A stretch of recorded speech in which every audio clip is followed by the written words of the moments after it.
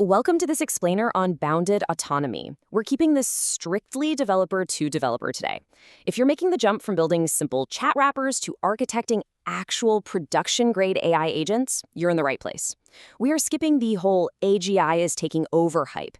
Instead, we're going to talk about real system design, deterministic safeguards, and the actual engineering it takes to put AI agents into production without losing your mind. All right, let's establish a core philosophical distinction right off the bat. It has to be the foundation of your architecture. We need to completely separate capability from authority. Look, in traditional software, if a user holds an auth token, they basically have the authority to make that API call, right?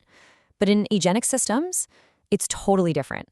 The model might know exactly how to perfectly format a JSON payload, but we need an entirely separate layer to decide if it actually gets the keys to the kingdom. Just because a model can execute a function absolutely doesn't mean it should be allowed to. Let's ground this in reality for a second. If you wire up tool calling, a modern LLM is technically perfectly capable of hitting a Stripe API and issuing a refund. It can format a request to update a Salesforce CRM record, it can draft and send a customer email. Heck, it could probably execute a SQL query that drops your production database. But having the technical chops to format those requests, that doesn't automatically mean your overarching system should just hand over autonomous authority to let the agent go rogue and actually do it. So to bridge that gap between capability and reality, we have to interrogate our architecture. Seriously, we have to ask three sequential, gating questions. First, can it do this? Like, does it literally have the physical tooling, access, and the context to do the job? Second, may it do this? Does this action actually align with our business logic and user permissions? And third, and this is the critical sleep-saving question for agent design, you guys, may it do this without human approval? That third question, it brings us straight to the concept of consequence. Think about how the stakes scale up here. Reading a customer record, that's a low-consequence, idempotent action. Drafting an email is safe, it's just generating state. But ma'am, the second we cross the line into actually sending that email, moving money for a refund, or executing a hard delete, the consequence just spikes. And as that consequence increases, our evidence for trust and our deterministic system controls, they have to scale tightly right alongside it.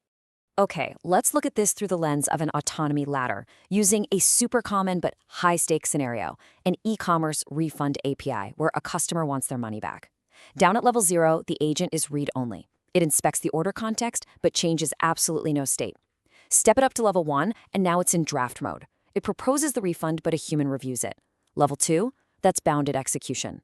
Maybe it can autonomously issue a refund, but only if it's under $20 and super easy to reverse. Then we hit level 3, conditional execution.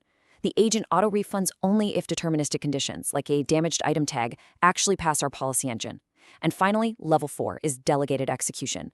The agent manages the whole workflow, but it is still strictly bound by budgets, timeouts, and audit trails. Now, to expose these levels to the actual end user, we introduce an autonomy slider. Because, different users and different contexts demand adjustable levels of independence based on the complexity of the task and how much they trust the system. You don't just hard code an agent to be fully autonomous on day 1. No way. You let the user keep the agent in manual or ask mode. Then, as it proves its reliability over time, they can physically slide it over to full agent mode. It's this fundamental trust-building mechanism baked right into the UI. So, here is the crucial point. Frankly, this is the golden rule of agentic system design. Always use the lowest level of autonomy that still creates useful leverage for your system. If an agent simply drafting a response saves your customer support team 80% of their time, stop there. Take the win. Do not over-engineer some massive, fully autonomous level 4 system if a level 1 workflow solves the exact same business problem with basically zero risk. Complexity is the enemy of security. All right, now let's look at a complete architectural anti-pattern. Imagine writing a system prompt that just says, "You are a helpful agent. Never issue refunds over $500. Famous last words, right? As developers, we know that relying on a brittle English language system prompt as your only enforcement mechanism is a recipe for absolute disaster. LLMs are probabilistic engines. They are not deterministic rule enforcers. I mean, you would never secure a traditional REST API by just asking the client nicely not to exploit it. So you definitely shouldn't secure an agent that way either.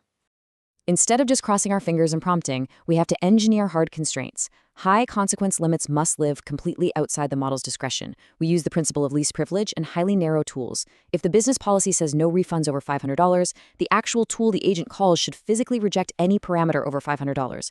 The governance, the auditing, the policy enforcement, all of that entire shebang has to happen in the deterministic wrapper surrounding the LLM, not floating around inside its context window.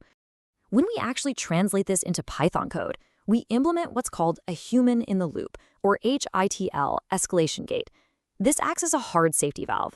If the agent analyzes an order and flags it as medium or high risk, the execution literally pauses. It halts the workflow, prints to the console, and just sits there waiting for explicit human input to approve or reject the action. When you're dealing with non-deterministic edge cases, the rule is simple. When in doubt, escalate.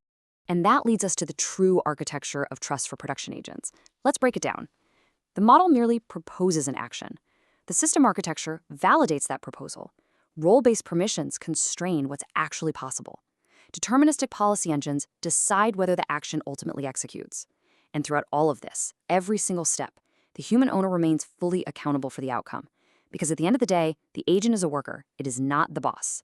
So before you merge to production, before you deploy that multi-agent swarm out into the wild, you must ask yourself this stark final release question. Has this system actually earned the authority to take this action without us?